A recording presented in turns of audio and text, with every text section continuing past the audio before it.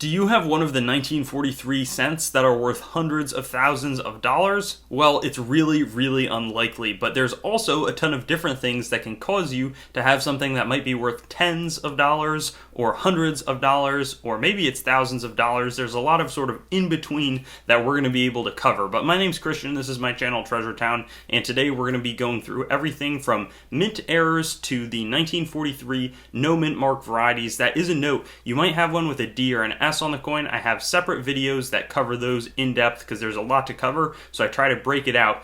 There also could be some conditional rarities, or of course the major sort of copper planchet or experimental shell case planchet that could be arising on your 1943 no mint mark coins. We'll cover all of that. I have a PowerPoint presentation. We're going to head there right now and I'll talk it through, as well as give values, whether it's the varieties where you're looking really close to see if you've got something good, or some of the other crazy types. Let's head right on over.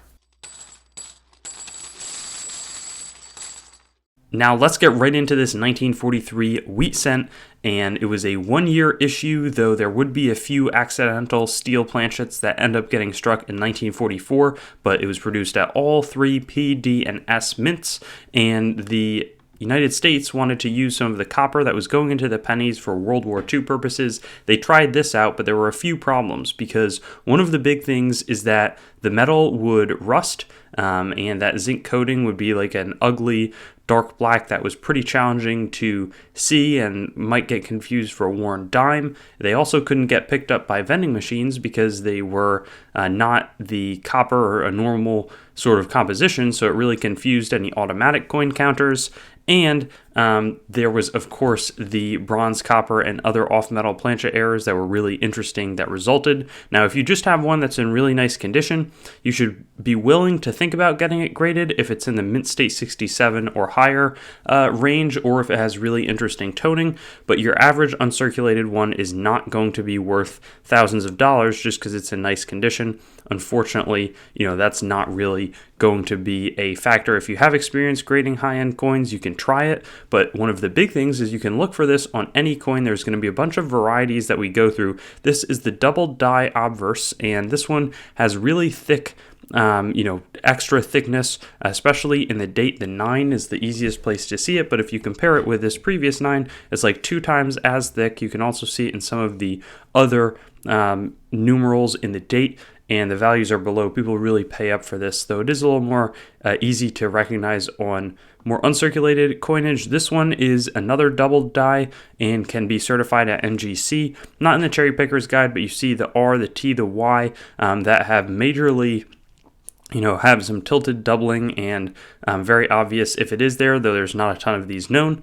There's also going to be some slightly less extra thickness varieties that have much less value but are still really interesting. These were listed on coppercoins.com, but you can see in the L, the I, the B, and Liberty especially, and then a little bit in the date as well, outside of the 3, that sort of thing.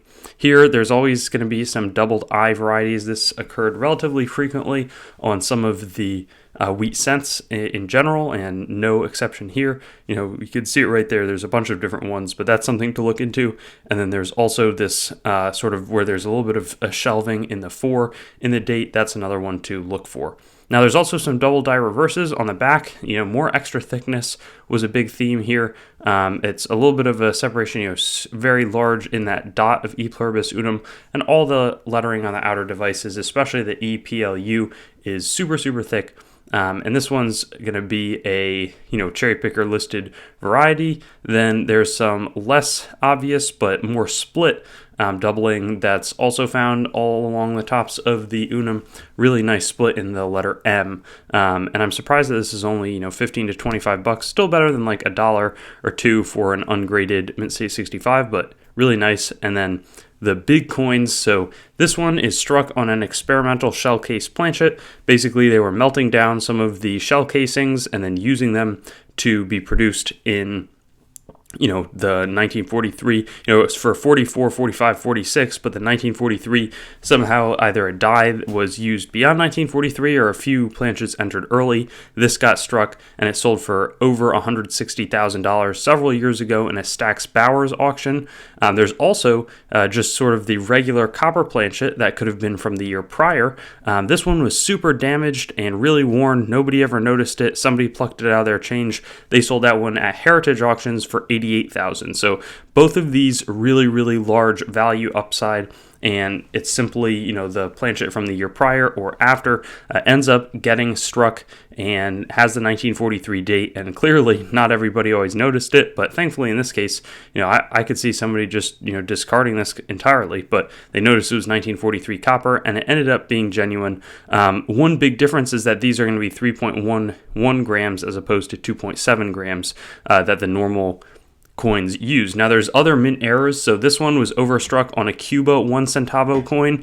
I find that just incredible, but it did happen. We were striking a bunch. There's a lot of chaos going on, and we were striking the States a bunch of other countries' coins, and in that process, had a few overstrikes. This probably just fell back in the planchet bin, and $38,200. One of the more significant overstrikes, and this is actually something that happened quite a bit in that era. This is just a regular double struck where the second strike is 80% off center. It didn't fully eject from the striking chamber. Sold for over $1,500, pretty attractive coin. There's also this obverse struck through cap die. I really, really like this. You can see the reverse impression where the die cap, so a coin would have gotten stuck with the 1 cent facing outward, and it got stuck in one of the dies, and then would have the reverse impression on the other side. So we see 1 cent, the opposite right there. Over $2,000 for this one, and I just think it looks great. Then there's also a triple struck where it's not quite as obvious. So it's broad struck where the collars weren't retaining the coin, but you can see the extra strikes if you're not looking closely. That can be a reason to look closely at all your coins in addition to varieties. You never know what you're going to find.